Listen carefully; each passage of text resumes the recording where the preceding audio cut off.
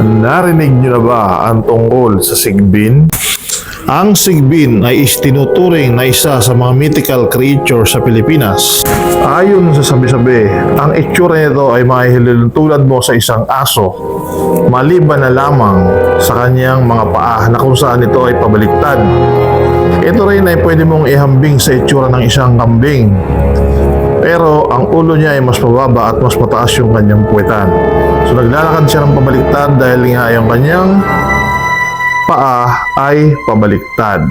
Mayroon itong abilidad na hindi nakikita ng pangkaraniwang tao, ng ating mga pangkaraniwang mata, o yung tinatawag nating tagibulag.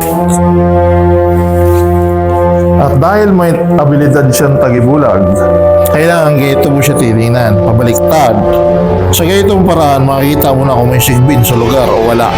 Pinaniniwalaan din, lalo na sa mga probinsya, na ang sigbin ay alaga daw ng mga aswang.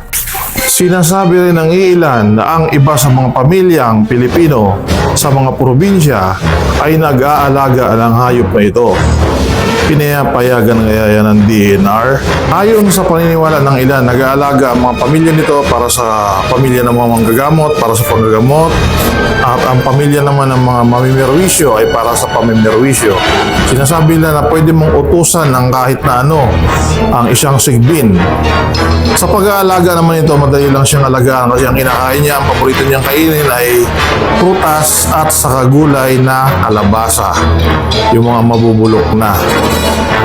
Palagi din siyang makikita di umano ay sa malapit sa dagat dahil umiinom siya ng tubig dagat. So may mga kwento-kwento na nakikita ito sa mga lugar na malapit sa dagat. Di umano ang mga sigbin. Ang kalikasan ng sigbin ay talagang alaga daw ng mga aswang at ng mga ibang maligno dahil maituturing mo siyang isa ring maligno. Ang tunog naman ng isang sigbin, di umano, ayon sa sabi-sabi, ay mayahalin tulad mo sa aso, pero mas agresibo. Parang pinaghalong aso at unggoy ang kanyang sound.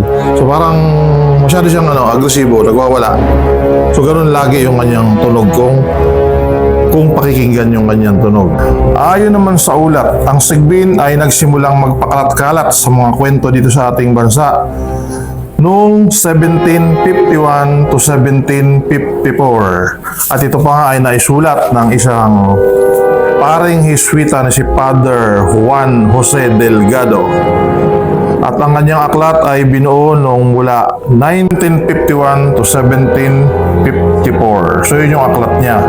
Ang unang napatala na nababanggit ng isang sigbin ay doong 1751 to 1754 na sinulat ni Father Juan Jose Delgado, printed in 1872.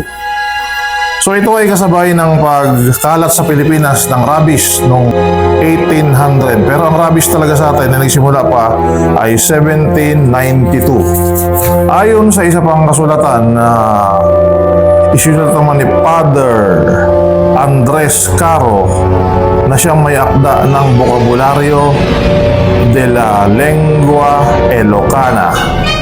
Ang entry niya doon sa sinabing vocabulary na yun ay wish-wish. Ang meaning ng wish-wish ay isang dog become fierce starting to bite people. Ganun siya. Or wild animal bite. Yun yung meaning sa kanila ng wish-wish sa salitang Ilocano.